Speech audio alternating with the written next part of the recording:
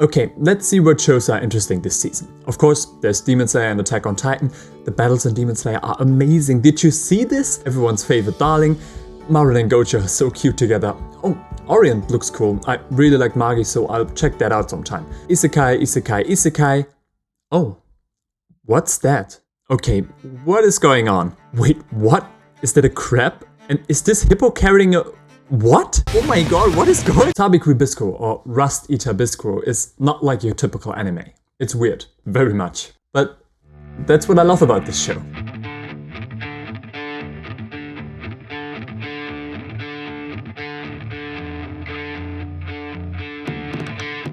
But what is Sabikui Bisco? In a destroyed wasteland that was once Tokyo, a mysterious and poisonous wind is causing the world and its people to slowly rust. However, people believe that the origin of this catastrophe is actually caused by deadly spores of mushrooms that makes them sick, and left me asking, wait, is this The Last of Us? In the city of Imahama, a desperate doctor is trying to save the people infected by the disease by synthesizing forbidden mushrooms when suddenly he runs into the one person he should hate the most. Bisco, the legendary outlaw who's responsible for the mushrooms to grow and therefore the disease to spread. But that's only one part of the story. Since this is still a shonen anime, it turns out that the spores from these mushrooms are actually there to cure the people instead of being responsible for their illness, which is why our protagonist Bisco and his mentor Jabi shoot them out of their arrows to help bringing the world back to its former self. Together with his newfound companion and Dr. Milo, they are now on a quest throughout the wasteland of Japan to find the one rust remover, the one mushroom that's actually able to cure the mysterious disease. And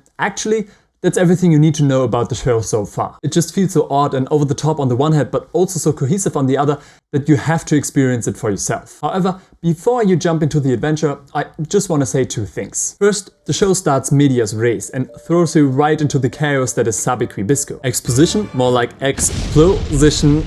I'm sorry, that was a bad joke. The second thing I want to mention here is that the first episodes really heavily jump back and forth in time, so much so that I thought I'd be in the Tarantino film. There are some characters to take in and maybe everything's not clear after the first episode, but I urge you to at least watch the first 3 episodes because this is when the show really starts to shine. I know that there's a lot in the beginning, but after each episode I thought to myself, wow, that was weird. Let me watch another one. Like I said, this show doesn't mess around introducing you towards its plot and its characters. Bisco is a mushroom keeper, which honestly could also be your messed up drug dealer at the other side of the town. So forget Ishida from Bleach, favorite character by the way, and I can't wait for the Quincy arc to happen. Screw Orlando Bloom's Legolas. Bisco is the real deal when it comes to bow and arrow. His abilities are not only pretty cool, they also serve a greater purpose for the overall story. As a character, he does not seem to be overly complex, but his initial motivation is an honorable one, and the show has already hinted that there's a lot more to uncover when it comes to his character. Bisco actually reminded me a lot of Mugen from Samurai Champloo. Loud and eccentric, but ultimately good-hearted. His companion Milo is a genius doctor that looks for a cure, especially because he wants to heal his sister Pavu, who looks a little bit like Satsuki's lost cousin. Actually, she's a real badass, and seeing her on a motorcycle reminded me a lot of a good-looking version of Kaneda from Akira.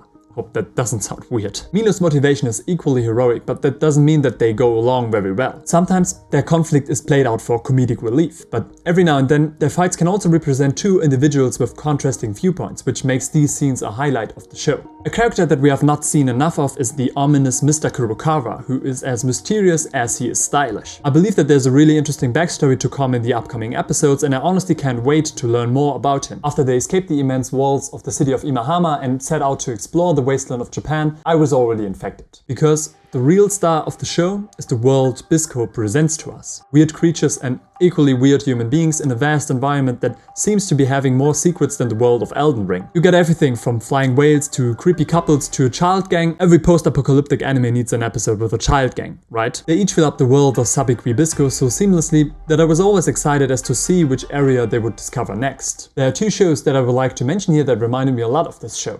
One of them being Trigun. The story of Trigun is set on the deserted planet called Gunsmoke, which was then colonized, and the desert-like setting reminded me a lot of the wasteland presented in Bisco. More so, one of the coolest anime protagonists of the 90s, Vash the Stampede, has a lot of similarities with our main hero Bisco, starting with the high bounty that is set upon him, towards the quirkiness of his character and the strong moral values that he lives by. And I know that this sounds like a weird comparison, but the other show I always came back thinking about was Samurai Champloo. 2 samurai and a girl from a tea shop.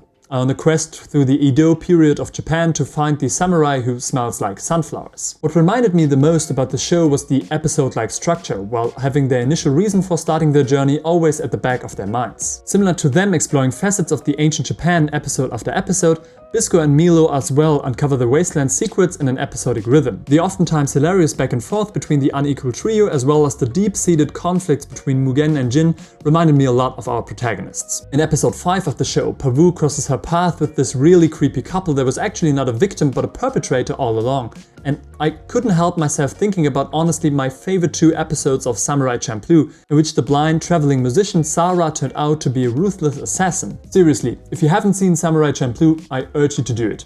It's still great. Sabikui Bisco incorporates many of these elements that I've just mentioned and always finds the right balance between hilarious comedy, stylized over-the-top moments, and quieter character development. Another reason why I should be excited for this show is because of its director. No joke, this man has worked on everything that was remotely awesome in the last years. I mean, Attack on Titan, Steins Gate, Vinland Saga, Fate Zero, Code Geass, Neon Genesis Evangelion. That is insane. This guy has a better Vita than freaking Denis Villeneuve.